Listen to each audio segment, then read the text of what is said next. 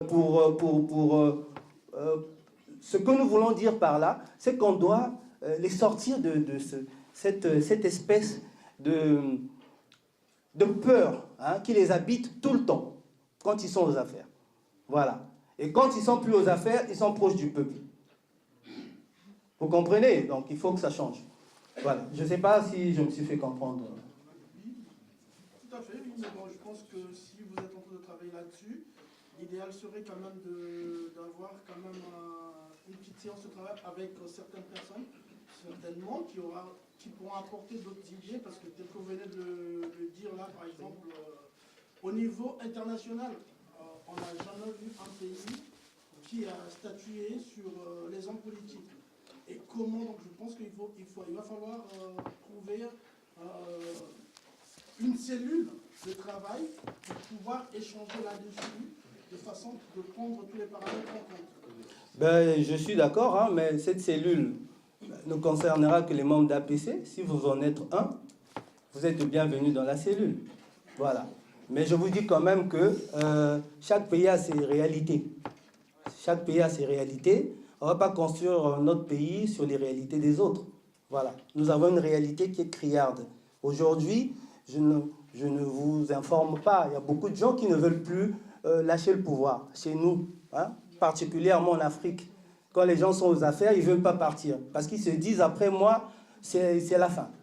Mes enfants seront tués. Voilà, vous connaissez l'histoire. Donc, il faut qu'on y réfléchisse. Si on n'y réfléchit pas, plus on repoussera cette question, plus eux, ils continueront à vouloir acheter les armes pour s'imposer. Et bon, vous savez que dans ces cas de figure, c'est souvent les populations qui en payent le prix. Donc, il faut qu'on y réfléchisse. Si vous êtes membre de l'APC, inscrivez monsieur, vous êtes bienvenu. Voilà. Bonjour, Monsieur le Président. Bonjour. Je me présente, je suis M. Arnaud Nsende. Donc, ma question, c'était que on voulait savoir la position de l'APC par rapport aux étrangers qui sont au Congo. Parce que tous les Congolais, ils se sont un peu délaissés par cette question.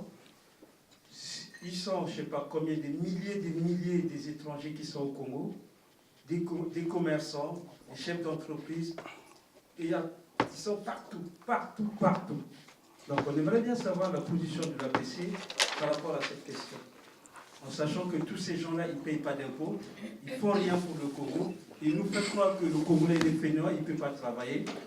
Donc vous voulez bien savoir la position de l'APC. Bien, bon. La position de l'APC par rapport aux étrangers, ils sont les bienvenus chez nous. Ils sont les bienvenus. Mais après, c'est à l'État d'organiser les moyens pour que ces gens-là soient enregistrés, payent leurs impôts. Est-ce qu'ils ont refusé de payer des impôts? Je n'ai pas vu une marche d'étrangers au Congo refusant une manifestation d'étrangers au Congo refusant de payer leurs impôts. Je n'ai pas vu. Je n'ai même pas entendu qu'ils aient écrit quelque part à une juridiction ou à une institution plutôt pour demander qu'ils ne payent pas leurs impôts. Non. C'est à nous d'organiser ces choses-là. C'est l'État, la République doit se donner les moyens. Voilà. C'est pas à ces étrangers qui viennent chez nous de venir organiser notre État. C'est pas possible. Ils sont les bienvenus chez nous, comme nous sommes certainement les bienvenus chez les autres. Nous sommes chez les autres ici. Voilà. Ils sont les bienvenus, ils le seront toujours. Mais bon, c'est à l'État d'organiser les choses. Nous ne sommes pas aux affaires actuellement. Le jour où nous le serons, enfin, nous ferons le nécessaire.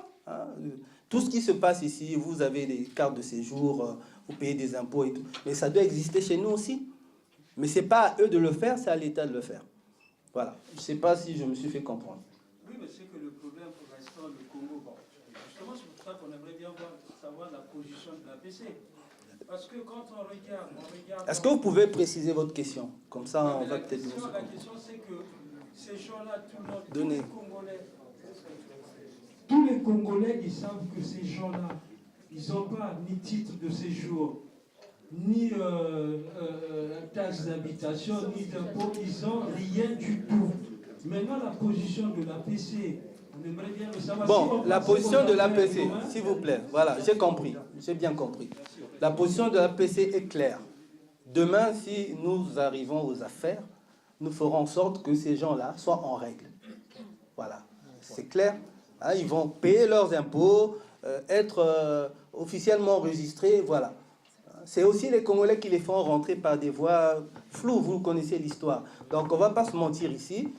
La position est claire. Le jour où nous serons aux affaires, nous ferons en sorte que tous ces gens-là respectent les lois de la République. Voilà, on s'est compris? Bon, merci. Bonjour. Bonjour, je souhaite remercier l'initiative de l'APC.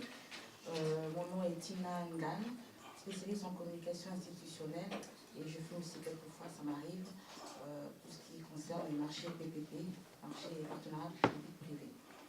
J'ai beaucoup apprécié dans votre introduction quand vous avez parlé de diversité, vous avez parlé également aussi d'investisseurs. Donc ma question se portera sur l'emploi, le souffre-douleur de notre pays. Vous avez parlé de faire venir les investisseurs pour résoudre le chômage. Là, Président Malanda, je ne serais pas tout à fait d'accord sur ce point de vue. J'aurais par contre une proposition à vous faire, à savoir que on est dans la mondialisation, et tous ces investisseurs qui viennent de l'extérieur pour faire des partenariats, on remarquera que ça ne profite pas au bas peuple. Et je félicite le positionnement de l'APC qui est d'abord comme souci du bas peuple, que le bas peuple puisse vivre au-dessus du seuil de pauvreté. La question, donc ma proposition en fait est la suivante. Pourquoi, évidemment, on ne peut pas fermer la porte aux investisseurs, un pays vivant en autarcie, pourquoi ne pas au contraire créer des enveloppes budgétaires pour favoriser les mini-projets? Je suis sûre qu'au Congo, nous avons pas mal d'étudiants, pas mal de personnes qui ont fini leurs études et qui, au contraire, voudraient, parce qu'il n'y a pas d'emploi, ils peuvent créer des emplois. Est-ce que l'APC, quand elle sera au pouvoir, je le souhaite, au niveau de l'emploi, favorisera des think tanks, Willinghem, inter-congolais, congolais et non-congolais étrangers? Première chose. Et finir, quelle est la politique extérieure de l'APC si elle vient au pouvoir, par rapport donc à ce qui se passe notamment avec la France, parce que nous voyons tout ce qui se passe actuellement. Quoi pas précisément? La discrimination, quelle est la position de l'APC par rapport à l'actualité, par exemple, au niveau de la politique extérieure de la France? Ça, c'est un divers. D'accord. Je disais tantôt que je vous ai dévoilé quelques mesures faisant partie de notre projet de société. Évidemment, moi, l'APC, je ne sais pas si ça vous a été dit ici, avant de devenir un parti politique, a été une association. Voilà, une association socio-économique. Donc nous avons beaucoup travaillé sur ce genre de sujet, projets, micro-projets et tout ça. Bon, cette mesure phare que nous avons appelée pays franc, c'est une mesure pour, comme j'ai dit,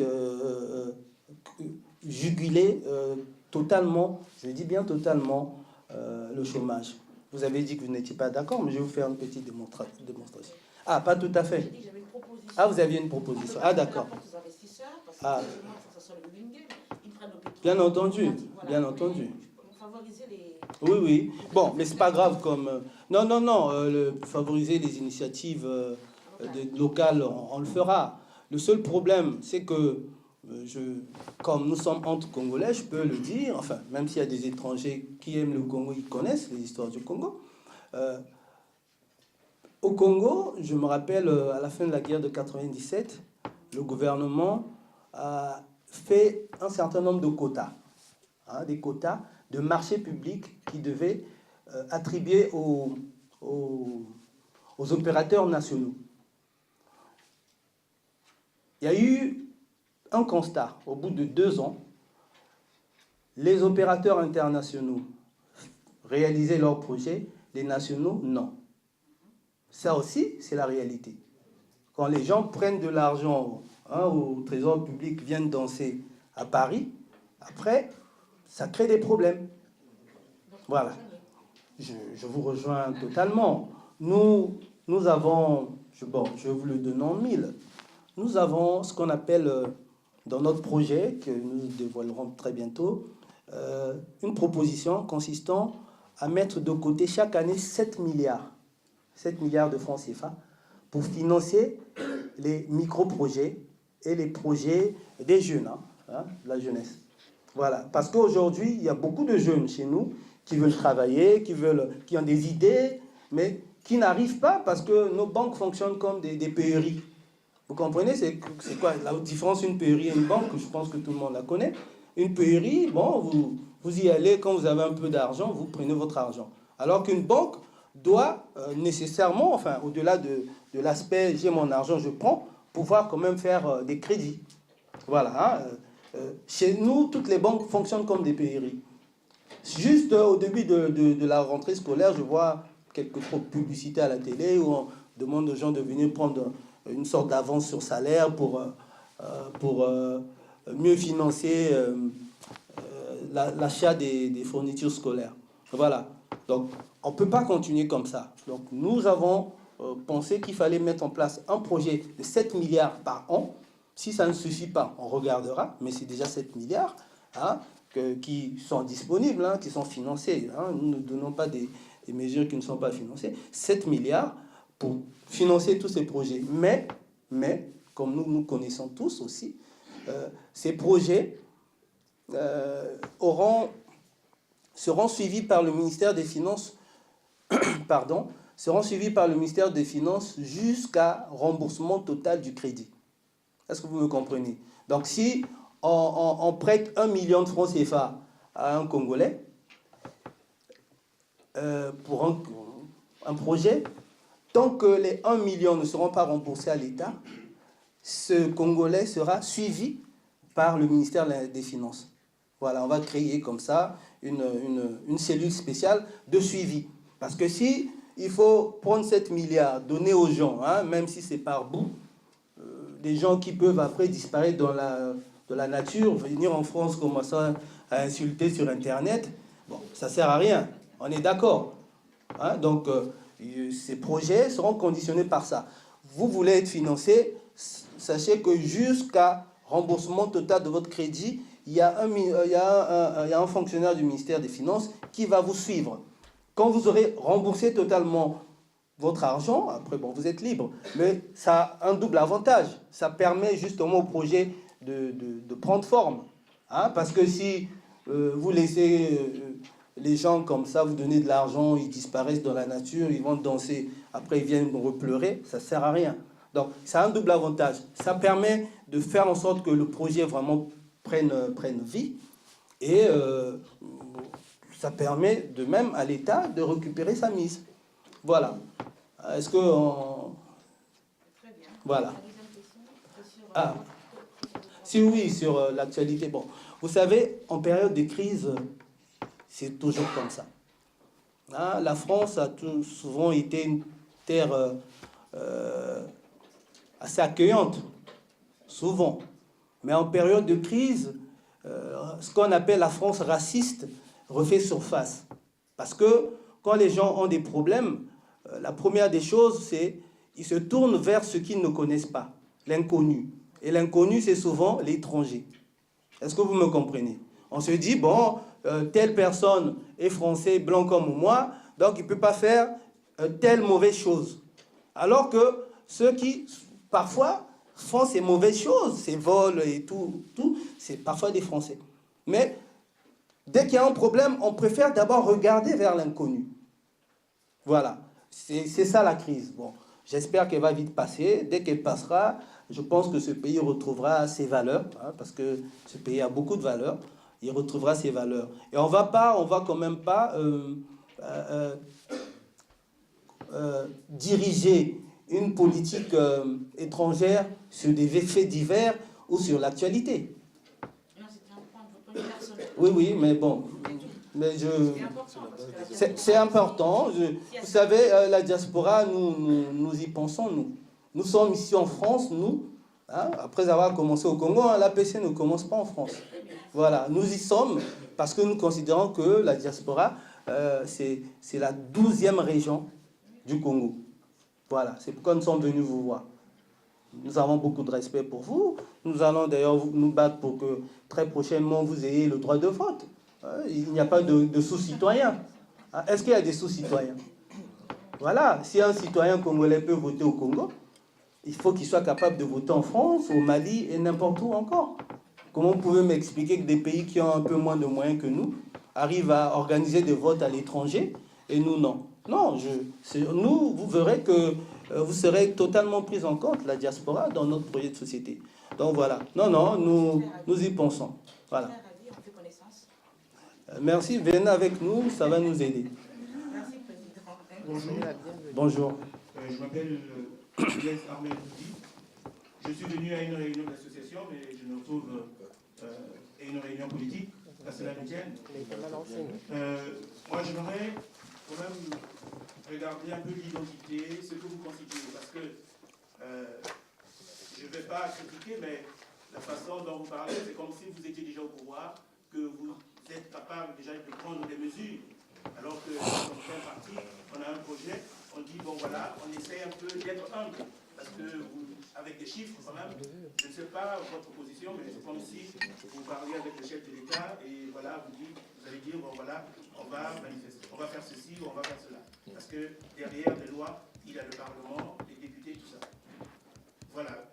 Moi, mon problème, c'est que j'ai écouté les deux discours, d'ailleurs, d'abord du modérateur, puis votre discours, mais c'est déjà entendu.